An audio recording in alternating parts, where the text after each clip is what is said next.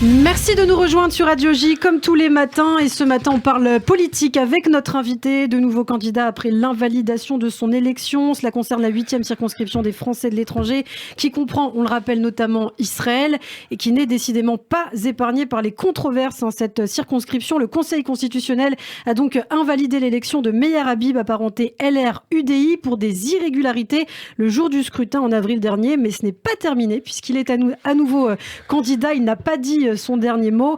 Il est avec nous en studio. Meyer Habib, bonjour. Bonjour Ilana, je suis ravi de vous retrouver. Ravi. Un peu enrhumé, mais je suis quand même avec vous aujourd'hui dans cette veille de Shabbat. Eh bien, merci infiniment d'être avec nous ce matin sur Radio J. Vous êtes également chroniqueur dans notre matinale, mais c'est vrai que vous faites peu d'interviews en ce moment. Alors, il est essentiel de vous entendre afin que vous puissiez répondre aux accusations dont vous faites l'objet. On va en parler, mais d'abord, je crois que vous souhaitiez dire un mot sur la Turquie et le terrible séisme En fait, je dis simplement avant de commencer dans des propos plus compliqués, plus clivants, où je vais vous donner certaines informations.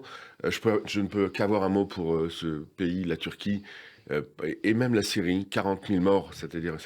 Et la Turquie fait partie de la circonscription de la 8e. Ça n'a pas limite, mais au-delà de ça, j'ai aussi de la peine pour le peuple syrien, pour le peuple turc.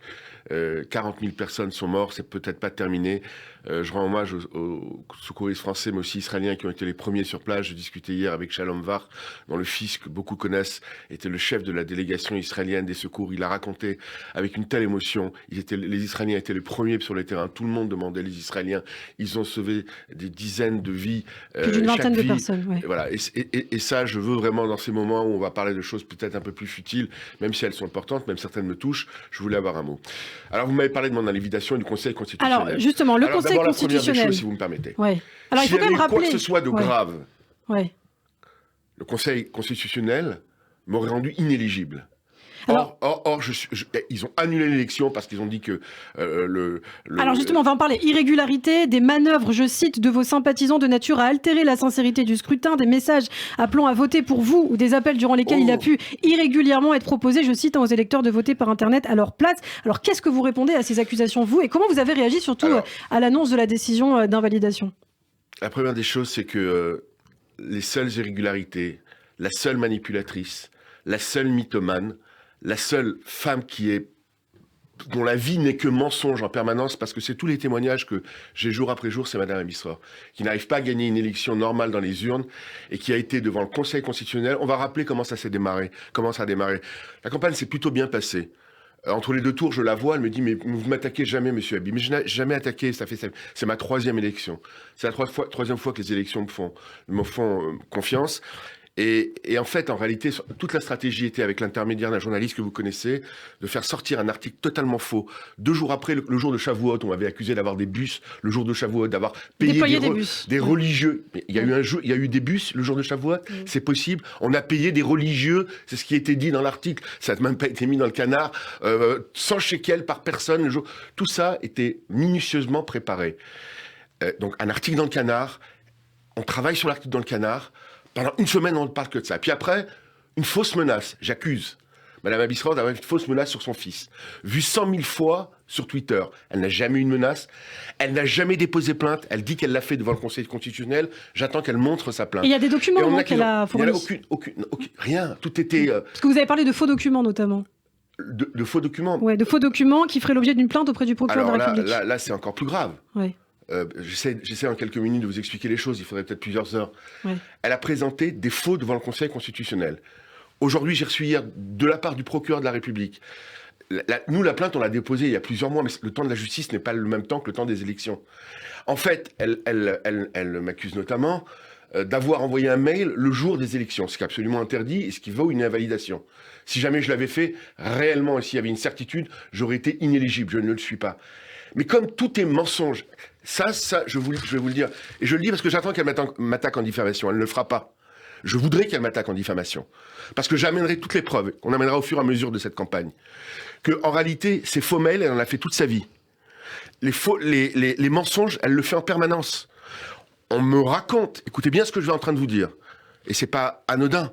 J'ai des témoignages qui restent à vérifier, mais qui semblent, par 2 sources différentes à ce stade. Elle était chef du cabinet du ministre de la Santé, une soirée chez elle, tout proche d'ici, place de Clichy, pendant le Covid, en donnant des faux certificats. Des faux certificats des faux mails, des mensonges. C'est la méthode. Alors, à un moment donné, je me tais. Mais je ne peux plus me taire. Parce que là, on vole la parole des électeurs. On m'a invalidé. Alors évidemment, je peux me représenter. J'ai eu du temps parce que je vous cache pas que j'avais promis à ma femme que c'était mon dernier mandat et j'ai hésité. Il y a eu des bruits concernant l'ambassade d'Israël, etc. J'ai été élu à 3 reprises. J'essaie de me battre pour un idéal. J'essaie de me battre pour une circonscription. J'essaie de me battre pour des valeurs. Vous savez, le fait que le Mazal Tov qu'il y a eu et les applaudissements qu'il y a eu de joie par l'extrême gauche, mais aussi par une grande partie du camp de renaissance de Madame Abisror, y compris des gens de son camp, on dit c'était scandaleux d'avoir applaudi de mon invalidation, prouve que cette femme veut arriver au poste de député par tous les moyens. Mais c'est pas comme ça qu'on peut convaincre les électeurs. On peut les convaincre par des actes, par des paroles, par des tribunes, par un passé.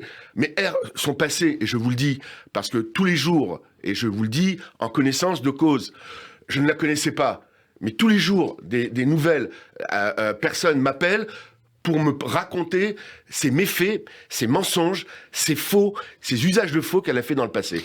Voilà. Alors, et c'est terrible. Vous savez, j'ai envie de parler d'autre chose, mais je suis obligé de me défendre parce que il y a eu cet article du Monde, j'imagine. Alors justement, on va parler de votre vision. Il y a beaucoup de sujets à aborder. Il faut le rappeler, vous aviez engrangé l'an dernier 193 voix de plus que votre adversaire. Donc on rappelle son nom, Déborah Abisror de Liem. Elle s'est réjouie récemment donc que la plus haute juridiction française mette fin, je cite, à des années de manœuvres illicites que vous auriez pratiquées, affirmant plus loin aux médias I24 News, par ses agissements, le député sortant, donc vous, a sali l'image d'Israël et des Français d'Israël. Ça rejoint un petit peu cet article du Monde dont on parlait. Vous savez quoi, ma chère Ilana? Qu'est-ce que vous lui répondez Vous savez quoi, la seule réponse, c'est les urnes. Aux dernières élections en 2017, j'ai eu 88% des Français d'Israël qui m'ont apporté leur confiance, 58% dans la circonscription là, malgré qu'il y ait eu Shavuot, malgré qu'on ait fermé Ashdod, Ashkelon, Beersheba, et Eilat, qui seront ouverts cette fois-ci. J'ai gagné de 1,5%. Alors, c'est pas énorme. C'est dans des conditions incroyables. Et la meilleure... c'est elle, en fait, en réalité, Madame Abisror, salie par ses méthodes, par les faux qu'elle a présentés devant la plus haute juridiction française, par les pressions qu'elle a fait sur la plus haute juridiction française. Tout me revient chaque jour un petit peu plus. C'est elle, et là, je crois. Mais vous savez, je voudrais qu'on parle d'autre chose, parce que j'ai décidé, comme je l'ai dit, Ilana, d'aller devant les électeurs. C'est eux qui décideront. J'ai un passé. Vous savez, c'est tout ce que j'ai fait de l'affaire Sarah Halimi, où je me suis battu pendant 6 ans, entre parenthèses. Vous me parlez du journal du Monde. Ça, justement. Alors, on va parler du Monde, cet article donc, qui est sorti à votre sujet. Meyer Habib, le député qui en faisait trop. Et voilà ce qui est écrit par les journalistes Christophe Ayad et Louis Imbert. Il a des chances de l'emporter tant son absence de manière et ses outrances séduisent un électorat français en Israël qui penche, je cite, de plus en plus à droite et où les séfarades ont de plus en plus de poids. Alors l'ambassade d'Israël en France a dénoncé des déclarations scandaleuses et même antisémites. J'imagine que vous êtes aussi choqués. C'est de l'antisémitisme pour vous ? C'est plus de l'antisionisme. C'est de l'antisémitisme. Tout va être fait pour faire en sorte que je ne gagne pas parce que je dérange à l'Assemblée nationale, parce que je reste le même, Ilana, parce que j'ai les mêmes valeurs, l'amour de la France, mais aussi l'amour du peuple juif qui est mon ADN, l'amour d'Eretz Israël, l'amour de la Torah. Tout ça, c'est pas contradictoire par rapport à l'idéal républicain. Est-ce que je me fais des images de la République, de l'image de la République? Et je dis aujourd'hui, j'aurais bien aimé le Monde faire un article, en 6 mois de la commission d'enquête Sarah Halimi, une fois, d'en parler. Ça ne les dérange pas de balancer une juive par la fenêtre avec une vingtaine de policiers sans que personne n'intervienne. Ils s'en foutent de tout cela. Pendant 6 mois, pendant toutes ces années, tout est négatif. C'est pas fini. Tout sera fait jusqu'aux élections, je vous le dis aujourd'hui, pour essayer de me discréditer, pour faire en sorte que... Mais Dieu merci, vous savez, j'ai augmenté de près de 50% mon score dans le reste de la circonscription par rapport à la fois d'avant, en 2017, donc je parle cette année. Hélas, à cause des fêtes, à cause de la fermeture du bureau, les gens n'ont pas pu s'exprimer. La meilleure des choses, elle est dans les urnes. J'aurais tellement aimé que le débat se fasse au niveau d'idées, au niveau de propositions, au niveau de la façon dont on combat contre l'antisémitisme, son nouveau visage. Alors justement, quelle est votre vision? Le fait que j'ai eu des altercations directes avec l'ancien ministre Le Drian, qui a parlé de risque d'apartheid. Les gens m'ont dit attention, parce que je défendrai l'État d'Israël, qui est le seul État du peuple juif, et c'est l'intérêt de la France. parce que je suis député français, que d'être aux côtés d'Israël. Il y a eu une magnifique rencontre tout récemment, enfin en tout cas une bonne rencontre entre le président de la République et Benjamin Netanyahu. Benjamin Netanyahu était à Paris, à quelques mètres d'ici, pendant 3 jours. Nous avons organisé un rendez-vous avec une quarantaine des plus grands hommes d'affaires français. Il a rencontré en tête-à-tête, pendant j'étais là, l'homme d'affaires le plus successman au monde, le plus grand homme d'affaires français qui est Bernard Arnault. Ouais. Pour parler notamment des questions économiques, mais pas que, puisque on a abordé toutes les questions internationales qui sont importantes. Il y a aujourd'hui un nouveau gouvernement en Israël. J'ai la chance d'avoir comme ami le plus proche, peut-être, ou un de mes amis les plus proches, le nouveau Premier ministre qui a été pendant 16 ans, qui n'a pas été élu la dernière 1 an et demi. Et aujourd'hui, il y a tellement de travail à faire. Alors, vous parlez de défendre votre vision, défendre aussi l'État d'Israël sur la scène politique française. Il y a eu des rumeurs comme quoi vous pourriez être le nouvel ambassadeur de l'État d'Israël en France, après le départ de Yael German, peut-être. C'est ce qu'ont révélé en tout cas plusieurs médias israéliens. C'est vrai qu'on en a peu parlé ici en France. Alors qu'en est-il exactement ? Je veux vous dire quelque chose. La communauté a évoqué cette question des grands responsables de la communauté. Avec le fait qu'on parle de moi en tant qu'ambassadeur, c'est plutôt flatteur. Je suis franco-israélien. Sur le papier, est-ce que je peux l'être ? Mais pour l'instant, je suis député français. Je compte rester l'être parce que, à cause justement de toutes ces attaques, de tous ces mensonges, de tous ces faux et usages de faux qui ont été faits devant le Conseil constitutionnel, où encore une fois, je vous le dis de la façon la plus formelle, une plainte a été déposée contre Madame Abisror devant le procureur de la République, et il y aura des suites à cette plainte. Parce que nous allons prouver, c'est pas simplement des mots. Madame Abisror, c'est que des mots, que des mensonges, que des manipulations, et pour elle, son ambition dévorante n'a aucune limite pour arriver à ses fins. On peut pas tout faire. On peut essayer de se battre sur des idées, on peut essayer de me combattre sur des idées, mais on peut pas essayer de faire des fausses menaces par rapport à elle, par rapport à son fils, avec des... Je vous invite à le regarder. Alors, ce sont les accusations que vous portez contre Déborah Abisror-de-Liam, qui répondra certainement sur Radio J à tout cela. Mais je demande à qu'elle amène la plainte qu'elle a déposée à l'époque, parce que tout est, encore une fois, c'est une stratégie. On n'y arrive pas dans les urnes, il faut le délégitimer de façon différente. On amène un faux devant le Conseil constitutionnel par rapport à un mail qui aurait été envoyé le jour des élections. On me dit, les religieux votent pour vous, les rabbins appellent, oui, les rabbins appellent pour moi, le monde religieux, le monde de la Torah a appelé et rappellera à voter pour moi. Le jour des élections, certains de vos partisans ont mis un message auprès de vous, je suis responsable de ce qui peut se passer. Le jour des élections sur Facebook, on a des dizaines de milliers, des centaines de milliers. J'ai des messages de partout.